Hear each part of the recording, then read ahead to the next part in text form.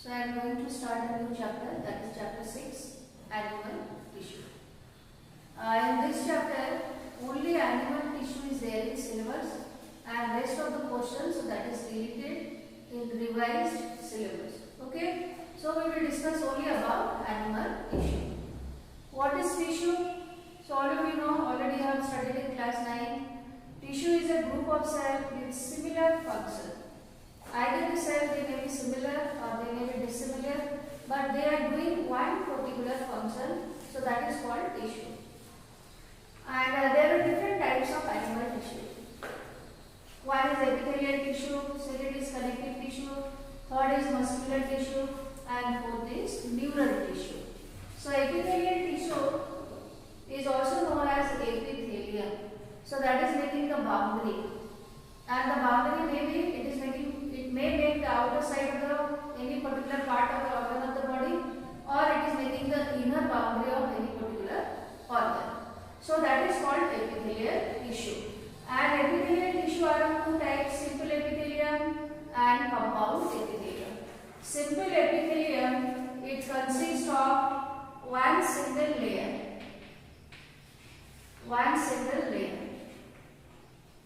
Whereas the compound epithelium, it consists of many layers.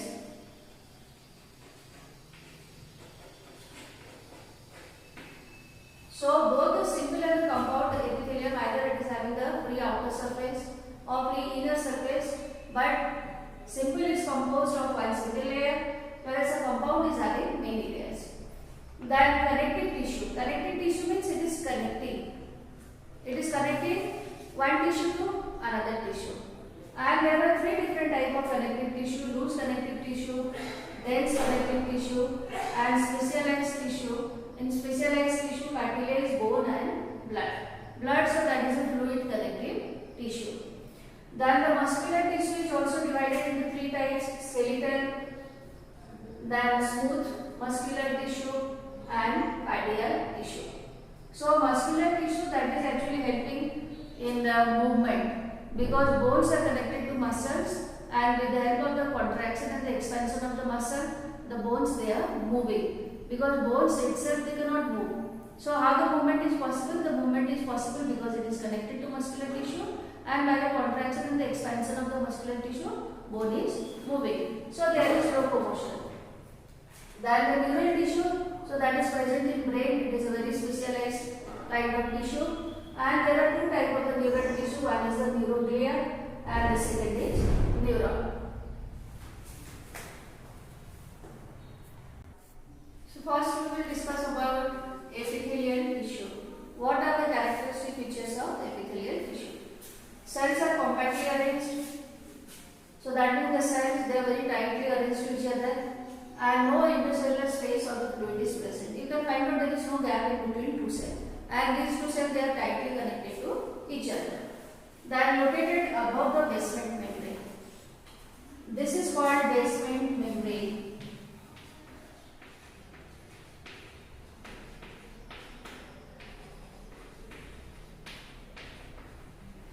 And this is a non-cellular membrane.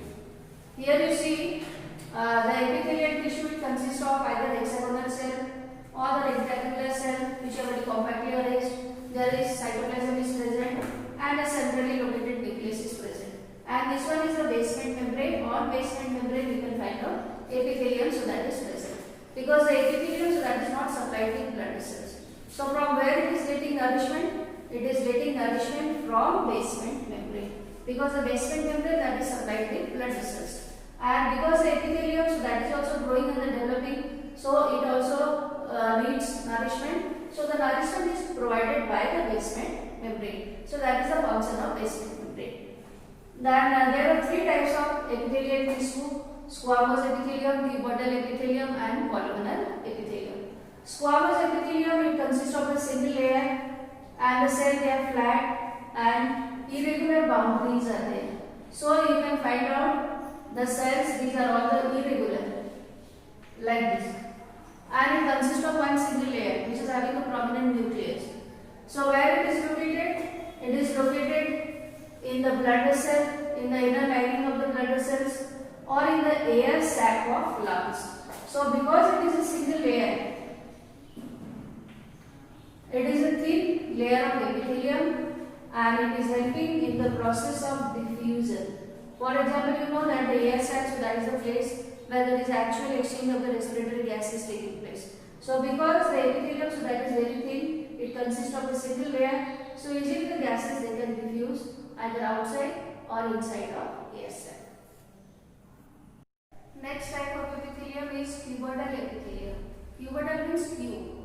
The cell, they are having one single layer and they are cube-like.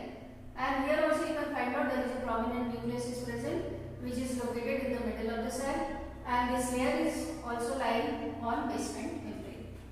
So where it is located? It is located in ducts of glands.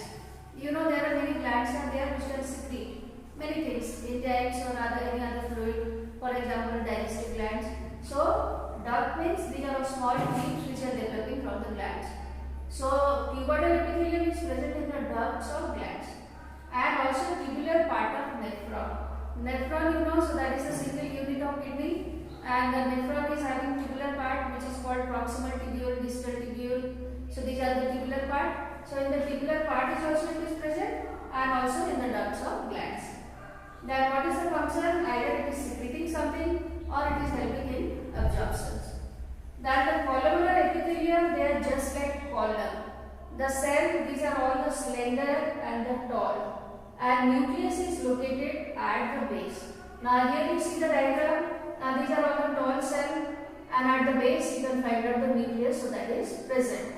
So where they are located? They are located in the lining of stomach and intestine, either secreting something or helping in absorption. Then the next one, that is ciliated epithelium. Ciliated epithelium is either the cuboidal or the columnar cell with cilia. These are all cilia.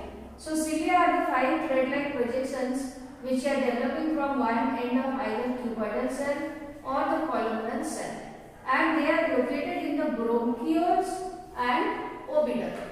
Oviduct column, you know, so that fallopian tube, so that is called oviduct, and bronchiole, so that is also a part of the respiratory system. So what is the function? Now they can expel. If it is present in bronchioles, then they can expel any unwanted or foreign material. And in oviduct, what is the function? Because ovary is releasing egg and the egg goes to oviduct. So for the movement of the egg, these ciliated epithelium, the cilia, because they are beauty, so they are helping the egg to move in the oviduct or in the fallopian tube. The next kind of epithelium, so that is glandular epithelium. Glandular epithelium means epithelium which is present in any gland. So gland can secrete any biomolecules. So this is the columnar cell, and inside you see one cavity is there, and inside the cavity you can find out the cells are there, and these cells they can secrete either enzymes or any other substance. For example, goblet cell. Goblet cell, that is found in stomach and the intestine, it can secrete mucus. So glandular epithelium, either it can be a single cell or it is multicellular. And it is of two types, one is exocrine, another is endocrine. Exocrine gland, the gland with duct. For example, the goblet cell that is secreting mucus, salivary gland that is secreting saliva, from the ear, the wax which is coming out, from the digestive gland, digestive enzymes they are secreted. So these are exocrine gland with duct. And there are a few glands, these are called the ductless glands. For example, the glands which are secreting hormones. There are many endocrine glands, and these glands they are secreting hormones directly into blood. So these are called ductless glands. Now the next type of the epithelium, so that is compound epithelium. Now all these are the different types of simple epithelium. And the compound epithelium, so that can be multi-layered and provide protection from chemical and mechanical stress. Because it is composed of many layers, so naturally it can protect all the underlying tissue from any kind of the chemical injury or mechanical injury. And all these different type of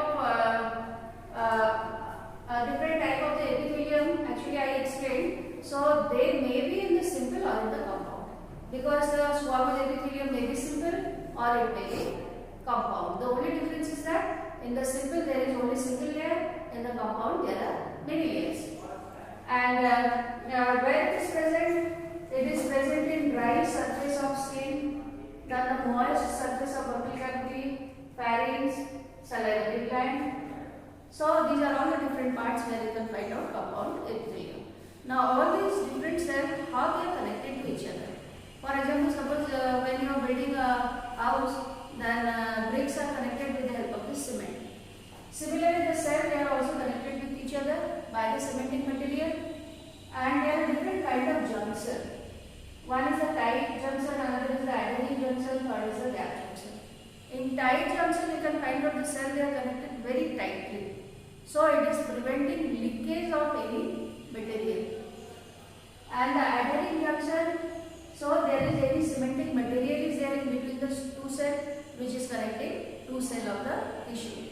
And the gap junction, so that is a gap in between the two cells, so that there is cytoplasmic connection between the two cells, and the transfer of the molecule can take place from one cell to another cell. So these are all different kind of junctions.